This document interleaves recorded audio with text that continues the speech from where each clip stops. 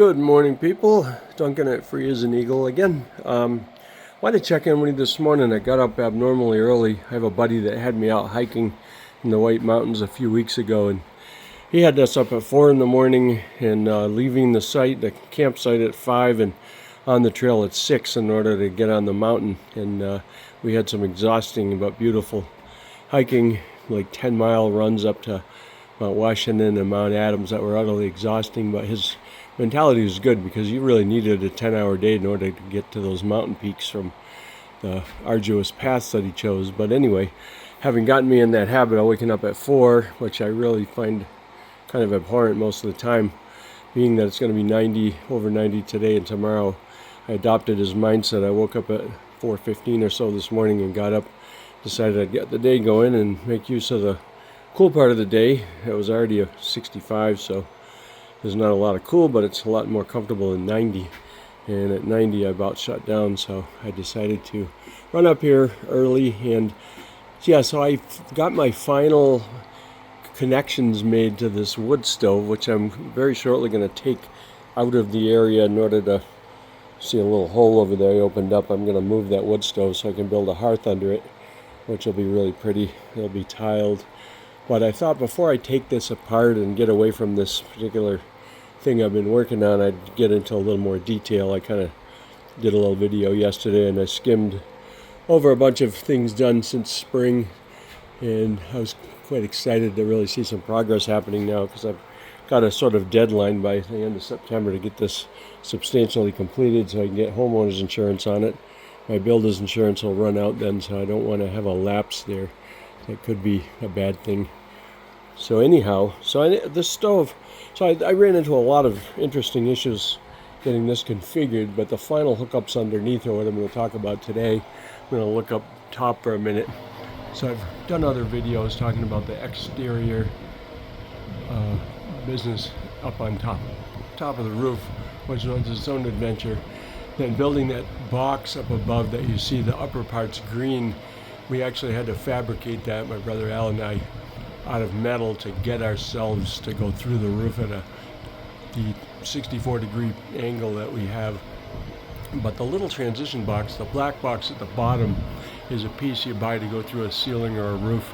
It's not designed for a steep pitch, so we had to add to it to make that happen. But what that does is it adapts the 6-inch diameter single wall pipe, which is what typically comes right off a wood stove, and that gets hot.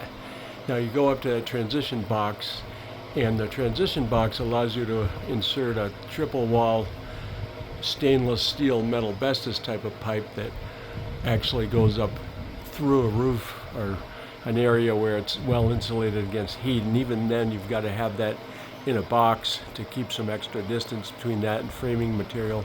So anything to do with a wood stove is a risk, in a sense of you really can't be sloppy. You don't send the 6-inch steel pipe out through a thimble through a wall or a ceiling without substantially blocking, distancing it, insulating it, creating a barrier against any kind of flammable material. There's been plenty of house fires. My wife has a nonprofit for helping people that have had fires because she was saved out of one herself as a kid. So we're very fire conscious. So anyway, I made sure I went to the utmost extremes of safety to make this a safe and reliable little system. But anyway, so I'm just going to talk about what we do coming down from that transition box. And one thing I found, I didn't know going into this how to do it. I'd never done it, so I bought all the components, read all the instructions, and the last thing I had to do was hook into the bottom of that transition box, and I wasn't really sure how to go about it. Now, the way stovepipe is normally designed, I'll get into some detail here for anyone that's interested in this. I have a piece, I don't know what I did with it. I have one extra piece of stovepipe I didn't need, but I can illustrate. Actually, I'm going to wander around until I find it. It's sort of important. I think I placed it somewhere. Oh, here it is. Okay, so if you look at this piece of stovepipe, you're going to see this one end. Let me zoom back down. Okay, so this is a typical piece of stovepipe, and it's a couple of feet long, and it has an end that's been crimped, and that is to insert it into the other end. So you always have a male and a female end of this pipe, and then the other end is just a plain open piece of steel pipe. It's a little bent up. When you buy these, they aren't clicked together. You have to force the seam together, which is actually a real pain in the ass. You have to force it together, and then the two ends sort of engage and become quite sturdy once they're linked up. So anyway, this is typically the way this stuff's configured. And the way a wood stove works, you're going to get some condensate and creosote and things like that running down inside of it from the smoke. And one reason that you want to insulate the top end of a chimney is because when it reaches up, you have hot smoke come out of the wood stove, and the bottom sections of the pipe stay pretty clean because of the heat, and whatever runs down in there burns off usually. But as you go further up in a building, what happens is there's going to be a tendency for that pipe to cool off, and then the smoke will condense into various things that are a result of combustion. You get water from combustion, you get creosote, you get wood turpentines and other things that are not desirable. They'll build up and then become flammable and burn if they build up too much, so you don't want chimney fires. So anyway, the upper part of the chimney where it comes out of the roof is insulated, and it's got several spaces to it, so it breathes a little bit, but it stays hot enough to not condense a lot of creosote and everything. That's the idea of having the upper part multiple walled and insulated, so you don't build up a lot of creosote. But again, you still got to clean a chimney periodically because it's going to build up some no matter what you do.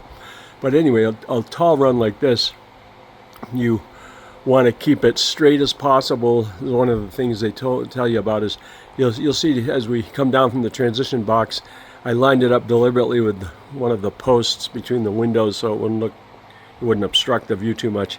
Then you come down, and I had to kick the stove over at the bottom in order to not have it in the doorway, because this whole thing became tricky because you really want to you have to have the top end of a wood stove chimney a couple of feet above the highest point of the roof of the ridge, and higher than anything within about 10 feet of it. So I had to run that up. I think I have it about 5 feet above the ridge just to be safe for overkill reasons. But because of that, I wanted to come in close to the top so I wouldn't have to have as tall a run out there. Further down the roof you go, the higher it's got to be. I didn't want to be too close to any part of the roof I could avoid. So anyway, so it's up pretty close to the ridge, and then you come down, and as we come down the metal pipe through the transition box, and you got a good run of pipe, but it's a straight chimney, and then you get down here where the door is going to go, and I had to kick it over to bring it inside the room a little bit so it wouldn't take up unreasonable space near the door. So eventually there's going to be a French door, I think, in there, either a slider or a French door, but I'm leaning toward a French door. I think it's prettier and easier to get in and out of. I don't love sliders for some reason. So anyway, you've got this pipe coming down, and one of the principles of the way this pipe works, and the reason I got into talking about creosote and condensation, is you always want everything to run back down into the stove, and the way you do that is have the upper pieces dump into the lower pieces in such a way that you don't have steams. Like, in other words, if you switched it around and you have smoke, let me focus on this a little bit. If I turn this upside down, then what could happen is condensate would run down and come on the outside of this area that's been crimped and run out on the surface. So in order to avoid that, you have it the other way up so that everything runs down and ends up in the stove and burns up, so you don't really see the condensation. And so anyway, one reason I brought that up is when you come out of that transition box, one of the things I wasn't sure about was what direction, like how you're supposed to connect into it, because the only way that it seemed like it would work is to turn it upside down and run it the wrong way. But then I realized it was actually designed that way, and you force it in with the crimped part up, and then as you come down there's an adapter. In this kind of light is going to be hard to see it, but there is a piece, it's not going to be very easily seen here. There's a transition piece. Oh, you're actually strapping up there, you can see now. The other thing was I forced it up in there with a block of wood, but there was nothing to lock it in there, and I knew I'd be hanging the rest of this pipe off of it. So I ended up taking metal strapping that was galvanized, spraying it with engine enamel, which is a high heat enamel, and then just using straps to secure that to the transition box, which is well secured. So this could easily hang the weight of this pipe. And at every joint on the pipe, what you do, I'll zoom in here, you use black screws we wanted it all to look good, so I didn't use anything that wouldn't match. So let me get back here. Okay, so you can see some screws here.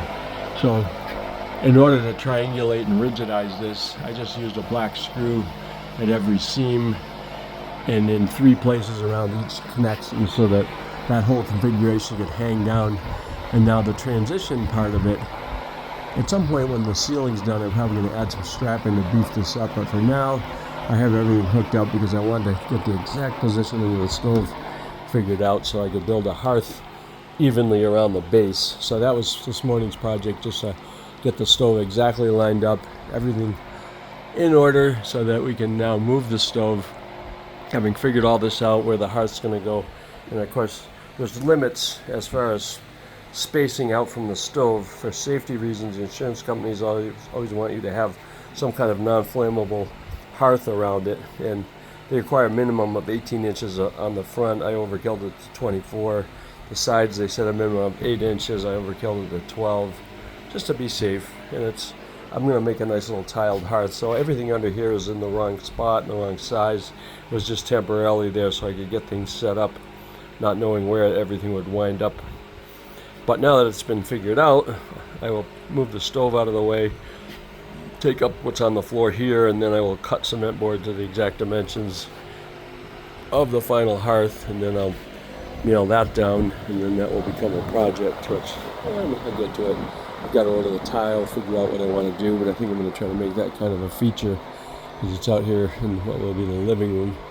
So anyway, let's see if I can come up with anything more to mention about stoves. So this thing is, the way these come, I got it from Tractor Supply. It's a nice little stove. It's not a killer expensive one. My budget was starting to talk to me about not going overboard and buying a $3,000, really beautiful one, but this is adequate. It's backup heat mostly, but it'll be kind of a nice little ambiance thing with some wood heat, and I got plenty of wood on the property to work with. So, but anyway, these come with the fire brick in these boxes. That's heavy, so it's not a thing you want to have in the stove when you're moving it. The stove's quite heavy as it is. There's a few hundred pounds there, so I have to use a dolly to move that. And it's got a couple 100 pounds of fire brick and other things, little drawer and everything there, and the door. So it comes all taken apart, so that's going to go in later. The only other thing I added to this pipe, and this is a typical thing, is this damper. Zoom back out so you can see the handle. And this guy is a little flap, and it's round. It has some air, some space in it, so air can get around it. You can't completely block off the fire, but what you want to do is when you first start a fire, and it's got a little flap, a round disc inside essentially. Right now the disc is straight up and down, so it allows full amount of smoke to get out. So when you're starting a fire, you don't want to obstruct it at all, but once you get the fire nice and hot, it's burning down a little bit, so you're not sending all the heating up the chimney, then you start to tilt this down. You don't want to block it completely, and again, it doesn't let you block it completely because there's some holes in it deliberately. But you end up, I have a wood stove at my house, so when you're starting a fire, you open it wide so smoke won't back up into the house. Once it's drawing well, and that happens, it takes a few minutes to get the draft going, and once you have hot air going up the chimney and smoke going up, then it's like a little wind that carries everything off, and then you begin to ease this to a little more of a closed position. So as long as it's not smoking, then you're in good shape, and then you control the incoming air in other ways. But the smoke going out, you want to control that so you don't just send a lot of heat up the chimney for no reason. So anyway, that's a little rundown on this stove project and what I learned doing it. So I'm sharing this just for your information, and so you kind of understand it. If you have a wood stove and have never had to work on it, yeah, you get a little insight into how it works. And if you ever have to replace anything, I've had to replace pipes on my other one. The lower ones over time will get thinner and burn through a little bit, so you want to always make sure your wood stove or your piping is in good condition, and nothing's burning through, you're not getting any smoke in the room or anything like that. You really do want to be extremely careful about these things. But if they're done right, again, they're great to have. They're good backup heat, they're safe, they work when the power goes out. That's why I love mine at my house. Power goes out a lot, but my wood stove, a trusty device. There aren't any parts, no moving parts, no electronics, nothing to go wrong. So I kind of love primitive technology for that reason. It really will let you down. Anyway, that's all for this morning. There's my air conditioning system, working quite well actually. It's not feeling too hot yet, but anyway, kind of time to move on to some other projects, but I'm glad that little one's essentially done for now. Have a good day.